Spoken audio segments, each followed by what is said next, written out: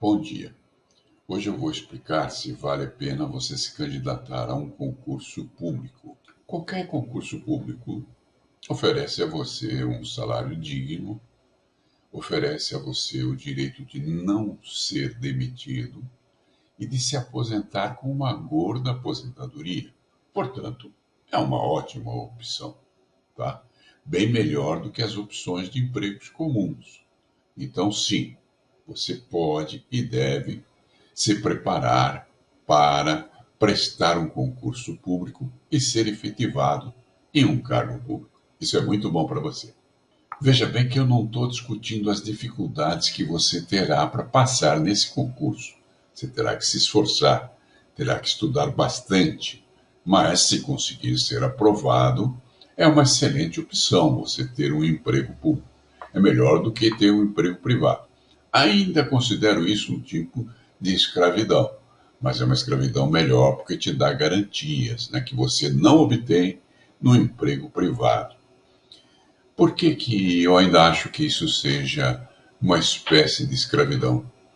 Porque é muito melhor para você ser um empreendedor, é muito melhor para você ser um investidor, cultivar a renda passiva, do que ter que trabalhar para poder ganhar o seu sustento.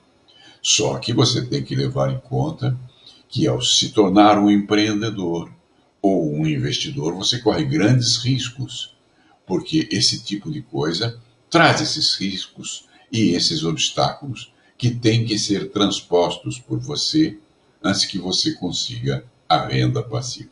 Qualquer tipo de emprego que você consiga, que não seja um trabalho de autônomo ou de investidor que lhe renda uma renda passiva, ele tira o seu tempo, né? Você tem que ir lá, comparecer durante certas horas, executar as suas funções. E o tempo é a maior riqueza da vida. Tanto assim é que aquele cara que aparece na nota de $100, o Benjamin Franklin, ele dizia: se você ama a vida, cuida de seu tempo, porque de tempo a vida é feita. Mesmo assim, num país como o nosso, que é cheio de políticos corruptos, é uma excelente alternativa você prestar um concurso e se tornar um funcionário público. Eu não gosto muito de falar sobre política, eu sou aquilo que os gregos chamam de idiota. Para os gregos, a palavra idiota denomina pessoa que não se envolve com a política. Não é que eu não gosto de política, é que, no meu entender, há algumas coisas lá que tornam impossível você se envolver com política no Brasil. Eu vou me explicar. Eu detesto falar de política e gostaria que esta fosse a primeira e última vez que eu tivesse que abordar este assunto neste canal do YouTube. Ok? E por que eu mencionei os políticos corruptos? Porque se você se torna um funcionário público através de um concurso, você tem todo o direito do seu trabalho, mas essas funções públicas são determinadas pelos políticos, né? Então temos que mencionar a corrupção na política para entendermos melhor este assunto. Apesar de ser chamado de idiota pela definição grega da pessoa que não se interessa por política, não é que eu não me interesso, é que eu acho que não tem como lidar com isso aqui no Brasil. E vou me explicar a você. Eu não vejo nenhuma solução viável e por isso me explico. Em países mais éticos, como os países nórdicos, por exemplo, o político recebe um salário razoável que está na média do que recebe o povo daquele país. E ele vai trabalhar de bicicleta, às vezes de metrô, porque ele tem recursos médios, que são os recursos do povo. Aqui no Brasil, a coisa é completamente diferente. O político, seja qual for o cargo que ele tenha, ele recebe um salário exorbitante, vil, criminoso, que vitima o povo deste país. E se isso não bastasse, ele tem verbas para o seu gabinete, que inclui o pessoal de apoio, inclui verbas para o carro ou para os carros que ele dispõe no gabinete dele, inclui, inclusive, ele aumentar o seu próprio salário, o que é uma coisa vil, uma coisa criminosa, uma coisa inadmissível. Quando eu era garoto, eu tinha dificuldades de entender como que o nosso país afirma ser democrático e não te dá o direito de voto. A condição para você ser cidadão é você ter o direito de voto. Se você é obrigado a votar, você não tem direito de voto, então você não é cidadão e este país não tem nenhuma democracia.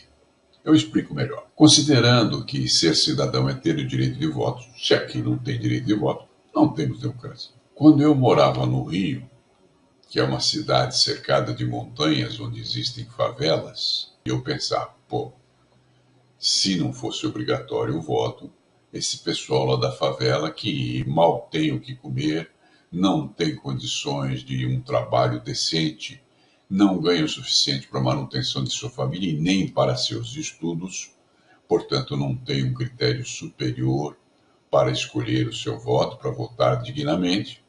Esse pessoal, se não fosse obrigatório votar, eles não iriam votar. Eles fariam um pagode lá na vila deles, reuniriam a turma, fariam um churrasco ou uma feijoada e comemorariam esse feriado que é o dia da votação, não fazendo absolutamente nada em termos de cidadania, já que não eram obrigados a votar e que ignoravam o valor do voto deles por uma questão cultural. Veja bem que eu não menosprezo o pessoal lá do morro, eu tive amigos por lá. A grande questão é que eles não estão preparados para votar porque não têm uma educação legal, uma educação que faça eles terem um critério superior na escolha de seus candidatos. E eles não têm essa educação porque não ganham o suficiente para isso. Trabalham em subemprego, são explorados, né? Eles são os verdadeiros escravos em termos do tipo de empregos que eles aceitam, porque não têm condições de ter empregos melhores.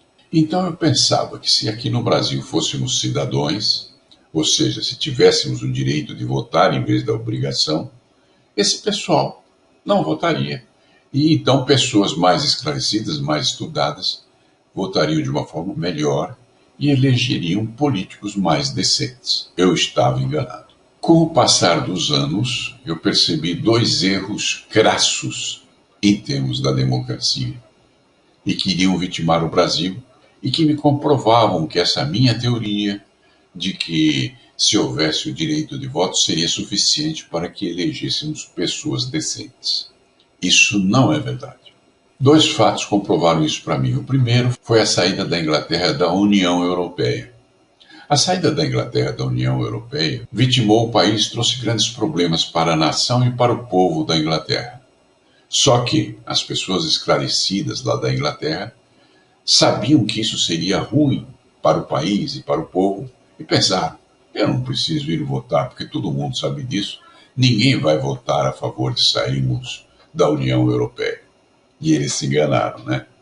Porque a maioria votou por eles saírem, era a maioria menos esclarecida, né? E eles hoje curtem esse problema que foi criado por essa votação. O segundo fator que me fez perceber que esse meu raciocínio estava incorreto foi a eleição do Trump. É óbvio que todas as pessoas cultas da América sabiam que eleger aquele idiota não seria bom para a nação. Só que eles pensaram que, como todo mundo sabia disso, ninguém iria elegê-lo. Bom, nós sabemos o que aconteceu, né? Não preciso nem comentar. Isso provou que eu estava errado, ou seja, mesmo que fôssemos cidadãos, mesmo que tivéssemos o direito de voto, mesmo que não fôssemos obrigados a votar, ainda assim poderíamos votar errado e eleger os mesmos corruptos que estão sempre sendo eleitos por aqui. Então eu estava errado. Não bastava só o direito de voto. A grande questão é que o direito de voto não educa o povo. Havia necessidade, e há ainda, né, de se educar o povo, educar as crianças, terem uma noção maior do que representa o seu voto, por exemplo, ter a educação formal nas escolas feitas por pessoas que não representem nenhum partido político, e sim o bem geral do povo.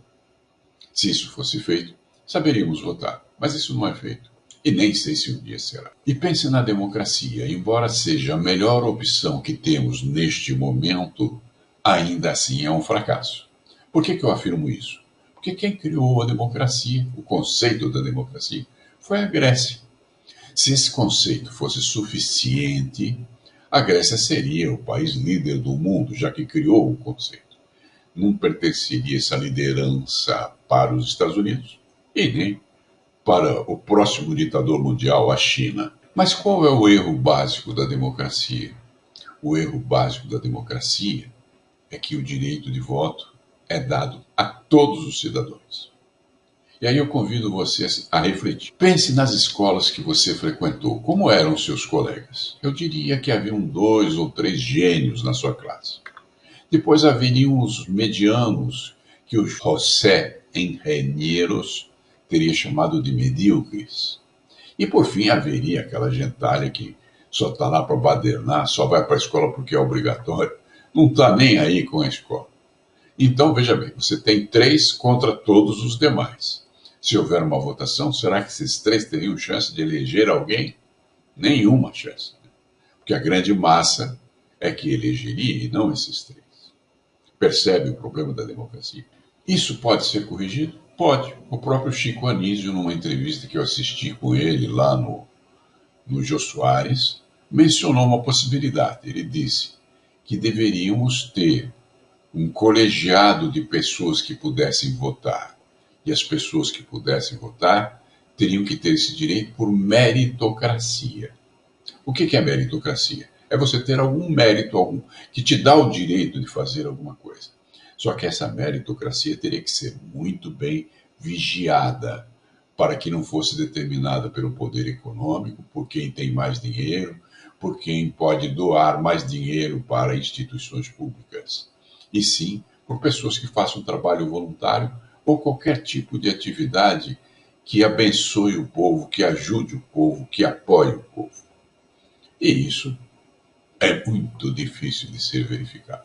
Se essas pessoas mais éticas e com meritocracia fossem apenas as únicas pessoas que pudessem votar, com certeza elegeríamos pessoas à semelhança delas, ou seja, pessoas que busquem o bem do povo e não os corruptos. Mas será que isso é possível? É possível eliminar-se a corrupção? Sim, é. Aqui no Brasil, acho difícil. Há soluções para a corrupção? Sim, há. Há um país que era mais corrupto que o Brasil. Puxa, existe a possibilidade de algum país ser mais corrupto do que o Brasil? Sim, esse país existiu e existe ainda, é Singapura. Naquele tempo, era um país mais corrupto do que o Brasil. E o que aconteceu lá? Surgiu um governante e ele promulgou a seguinte lei: se for comprovado que um político seja corrupto, ele será preso. Isso resolveu o problema? Nananina, não. Não resolveu o problema. Aí ele promulgou uma outra lei que dizia que se for provado que a corrupção de algum político tenha causado a morte de alguém, esse político será fuzilado em praça pública. E aí ele sim conseguiu mudar o país. Matou metade dos políticos que tinham por lá e acabou com a corrupção. Em seguida, ele implementou a educação do povo, com as crianças, é claro, né?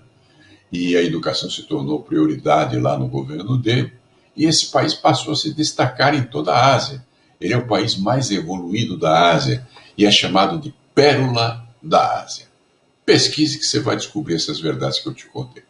Viu como é fácil? Se conseguir em Singapura. É possível mudar isso no Brasil? Não. Por quê? Porque se algum governante propusesse alguma lei que permitisse que isso fosse mudado, como essa lei teria que passar por muitos políticos corruptos do país, elas não seriam aprovadas, porque eliminariam a mamata que nutre essa corrupção. Infelizmente, isso é o nosso país. Tenhamos esperanças, é claro. De esperança vive o homem, né? Mas a probabilidade é muito pequena. Fim de papo. Não se fala mais de política por aqui. Eu só dei essa explicação para você entender que é bom, sim, ter um emprego público, mesmo sendo uma espécie de escravidão, num país em que há tantos corruptos, né? Então essa escolha é muito boa, uma escolha excelente, ainda é uma forma de escravidão, mas pelo menos evita que você tenha que se esforçar e se dedicar, porque para você ser um empreendedor, que é o que eu sugiro aqui, ou um investidor, que eu também sugiro aqui, isso exige que você ultrapasse certos obstáculos. Não é um caminho fácil. Eu nunca disse para você que seria um caminho fácil. É fácil ficar rico? É. Agora, o caminho é fácil? Não, não é. Você tem que se esforçar. Procure praticar tudo que eu lhe ensino aqui e você chegará lá. Seja muito bem-vindo, me ajude a divulgar esse canal para que nós possamos ajudar mais ainda o nosso povo. Obrigado.